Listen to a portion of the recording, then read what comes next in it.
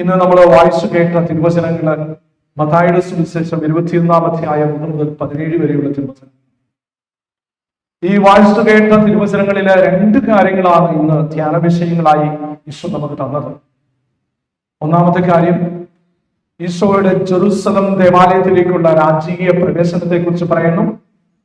രണ്ടാമത്തെ കാര്യം, ഈശോ ജെറുസലം ദേവാലയത്തിൽ പ്രവേശിച്ച് കഴിഞ്ഞപ്പോൾ അവിടെ നടക്കുന്ന നാണയമാറ്റക്കാരെയും പ്രാവ് വിൽപ്പനക്കാരെയും കണ്ട് കയറുകൊണ്ടൊരു ചാട്ടവാറുണ്ടാക്കി നാണയമാറ്റക്കാരുടെ നാണയങ്ങളും പ്രാവ് വിൽപ്പനക്കാരുടെ പ്രാവുകളെയും അടിച്ചോടിച്ച്, എന്റെ ആലയം പ്രാർത്ഥനാലയമാണ്, അതിനെ നിങ്ങൾ കച്ചവട സ്ഥലമാക്കുന്നത് എന്ന് പറയുന്ന ആ ഈശോയുടെ ചിത്രം.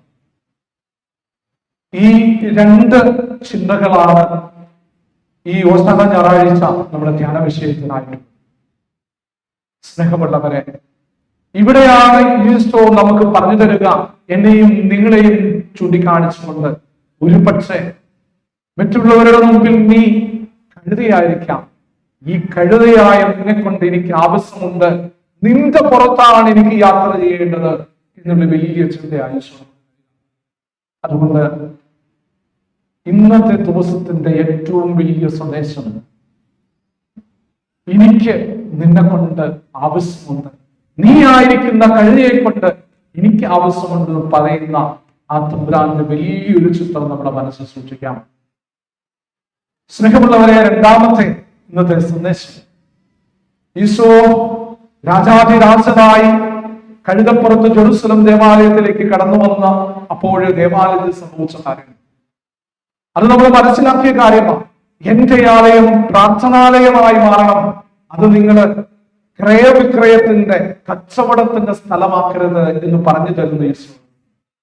അങ്ങനെയെങ്കിൽ കച്ചവട സ്ഥലവും ദേവാലയവും തമ്മിലുള്ള വ്യത്യാസം മനസ്സിലേക്ക് ഒന്ന് കൂട്ടിക്കൊണ്ടു വന്നാൽ മതി. കച്ചവട സ്ഥലവും ഭവനവും തമ്മിലുള്ള വ്യത്യാസം. കച്ചവട സ്ഥലത്തിന്റെ വേറൊരു വാക്കാണ് ചന്ത. അവിടെ ഒറ്റ മാത്രമേ ഉള്ളൂ, ലാഭേച്ഛ, എനിക്ക് കൂടുതൽ പൈസ കിട്ടണം എന്നുള്ള ഒരു ഒറ്റ ചിന്ത. പക്ഷേ പ്രാർത്ഥനാലയം, ദേവാലയത്തില് അവിടെ ലാഭേച്ഛയില്ല, അവിടെ ആത്മദാനമാണ്, നഷ്ടം പറ്റുന്ന ഒരു ചിന്തയും. അതുകൊണ്ട് നമ്മുടെ ഭവനവും ദേവാലയവും കച്ചവട സ്ഥലമാക്കരുത് എന്ന് പറയുമ്പോൾ തന്നെ ആത്മദാനത്തിന്റെ ഒരു അടയാളമായിരിക്കണം നമ്മുടെ ദേവാലയം. അവിടെ നഷ്ടപ്പെടുത്തൽ മാത്രമാണ് ഉണ്ടാകേണ്ടത്, ലാഭേച്ഛ ഉണ്ടാകരുത് എന്നുള്ള വലിയ ചിന്ത ഈശോ മനസ്സിൽ സൂക്ഷിച്ചുകൊണ്ടാണ് ഈശോ അവിടെ കണ്ട നാണയമാറ്റക്കാരെയും പ്രാവ് വിൽപ്പനക്കാരെയും കരച്ചിന്തക്കാരെയും കടിച്ചു. ഈ ഓശാന ഞായറാഴ്ച അതേ ഒരു സംഭവം നമ്മുടെ ദേവാലയത്തിൽ, ഈശോയുടെ രാജകീയ പ്രവേശനം ഇപ്പം ഈ കുരുത്തോല വെച്ചരിച്ച് വിനയാതീതനായി കഴുതപ്പുറത്ത് കയറി രാജാതിരാജനായ ജെറുസലം ദേവാലയത്തിലേക്ക് പ്രവേശിച്ച ഈശോയുടെ ആ സ്മരണം നമ്മൾ ഒരിക്കൽ കൂടി പുനരാവർത്തിക്കുമ്പോൾ നമ്മുടെ മനസ്സിൽ സൂക്ഷിക്കേണ്ടതും ഈ ഒരു ചിന്ത തന്നെയാണ്. നമ്മളായിരിക്കുന്ന നമ്മുടെ ദേവാലയം അത് പ്രാർത്ഥനാലയമാണ്, അവിടെയുള്ള അശുദ്ധിയൊക്കെ മാറ്റണം എന്നുള്ളൊരു ചിന്തയാണ്. അതുകൊണ്ട് തന്നെ ഒരു എക്സാമിനേഷൻ ഓഫ് കോൺഷ്യൻസ് തീർച്ചയായിട്ടും ആവശ്യം. മറ്റാരെ കുറിച്ചും ചിന്തിക്കേണ്ട ആവശ്യമില്ല. ഞാൻ എന്നെ കുറിച്ച് ഒന്ന് ചിന്തിച്ചു നോക്കേ, ഇപ്പോഴത്തെ എന്റെ അവസ്ഥ എന്താണ്? ഒരുപക്ഷെ ഞാനൊരു കുട്ടിയായിരിക്കാം, അല്ലെങ്കിൽ വളർന്നു വരുന്ന ഒരു യൂത്ത് ആയിരിക്കാം, യങ് കപ്പിളാകാം, അല്ലെങ്കിൽ മിഡിൽ ഏജില് ഉള്ള ഒരു അവസ്ഥയാക്കാം, പ്രായമായ അവസ്ഥയാക്കാം, റിട്ടയർഡ് പേഴ്സൺ ആക്കാം, എൽഡർലി പേഴ്സൺ ആക്കാം. ഒരു ആത്മപരിശോധനയോ ഞായറാഴ്ച നമ്മൾ നടത്തുമ്പോ എന്റെ ഹൃദയം, ഞാനായിരിക്കുന്ന എന്റെ ഹൃദയമാകുന്ന ദേവാലയം പ്രാർത്ഥനാലയമാണോ കച്ചവട സ്ഥലമാണോ എന്നുള്ളൊരു ചിന്ത മനസ്സിൽ നിന്ന് ഇടുമ്പോ എന്നിലെ അവസ്ഥ മറ്റാരെ കുറിച്ചും ചിന്തിക്കാതെ തമ്പുരാൻ ഇന്ന് തുറന്നു കാണിച്ചു തരും എന്റെ അവസ്ഥ. അതുകൊണ്ട് എന്റെ ഉള്ളിലെ ഏതെങ്കിലും രീതിയിൽ ഒരു നെഗറ്റീവ് ചിന്തയുള്ള സാഹചര്യങ്ങളുണ്ടെങ്കിൽ, മറ്റുള്ളവരെ കഴുത എന്ന് വിളിക്കുന്ന സാഹചര്യങ്ങളുണ്ടെങ്കിൽ, അധികാരമോഹിയാണെങ്കിൽ, എന്നിലെ നാണയമാറ്റക്കാരനാണെങ്കിൽ, പ്രാവ് വിൽപ്പനക്കാരനാണെങ്കിൽ, അതിനെയെല്ലാം അടിച്ചോടിച്ച് നീ ആയിരിക്കുന്ന വ്യക്തി, നിന്റെ ഹൃദയം എനിക്ക് വസിക്കണമെങ്കിൽ അത് പ്രാർത്ഥനാലയമാണെന്ന് പറഞ്ഞു തരുന്ന വിനയത്തിന്റെ എളിമയുടെ മാതൃക കാണിച്ച ഇന്ന് തമ്മിലാകുന്ന ചിത്രമാണ് നമ്മുടെ മനസ്സിലേക്ക് ഈശോ കടത്തിവിടുക. സ്നേഹമുള്ളവരെ, ഇതുമായി അല്ലെങ്കിൽ ബന്ധപ്പെട്ട ഒരു ചിന്ത മറ്റൊന്നുമല്ല. ഈശോ കഴുതയെ എന്തുകൊണ്ടാണ് തിരഞ്ഞെടുത്തത് എന്റെ വാഹനമായി ജെറൂസലം ദേവാലയത്തിലേക്ക് പ്രവേശിക്കാനായിട്ട് കാരണം. നമുക്കറിയാം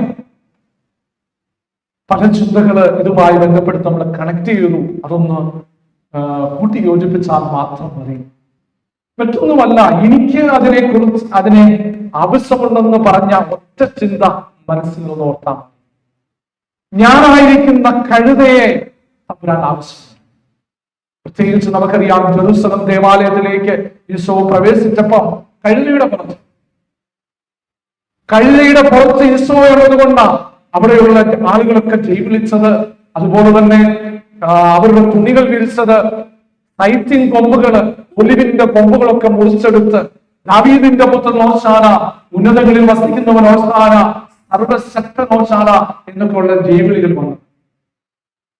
ഒരുപക്ഷെ കഴുതയുടെ പുറത്ത് തമ്പുരാനില്ലാത്തൊരവസ്ഥയാണെങ്കിൽ, ഇപ്പൊ നമ്മൾ ഈ ദേവാലയത്തിലേക്ക് ഒരു കഴുത ഇങ്ങനെ കയറി വന്നു കഴിഞ്ഞാൽ നമ്മള് എങ്ങനെയാണ് പ്രതികരിക്കുക? അതേ അവസ്ഥയാണ് ആ കഴുതയ്ക്കുള്ളത്. ആ കഴുതയുടെ പുറത്ത് തമ്പുരാനുള്ളത് കൊണ്ട് ആ കഴുതയ്ക്ക് ബഹുമാനം കിട്ടി, ആദരവ് കിട്ടി. കാരണം അതുകൊണ്ട് തന്നെ അതിൻ്റെതായ എല്ലാ ബലഹീനതകളും മാറ്റിവെച്ച് അതിനെ സമാധാനത്തിന്റെ ചിഹ്നമായി തമ്പുരാൻ മാറ്റി. എന്റെ ഉള്ളിൽ തമ്പുരാൻ ഉണ്ടെങ്കിൽ ഞാൻ ബഹുമാനിതനാകും, തമ്പുരാൻ ഇല്ലെങ്കിൽ ഞാൻ വിമർശിക്കും. അതുപോലെ തന്നെ എന്നെ കഴുതയെന്ന് വിളിക്കുന്നതിൽ തെറ്റൊന്നുമില്ല എന്നുള്ളൊരു ചിന്തയാണ്. അതുകൊണ്ട് ആത്മപരിശോധന ചെയ്യുക. ഇനി നമുക്കധികം സമയമൊന്നുമില്ല. നമുക്കറിയാം ഈ ഓസ്ഥാന വിളികൾ കഴിഞ്ഞ് 5 ദിവസം കഴിഞ്ഞപ്പം ദുഃഖവെള്ളിയാഴ്ച.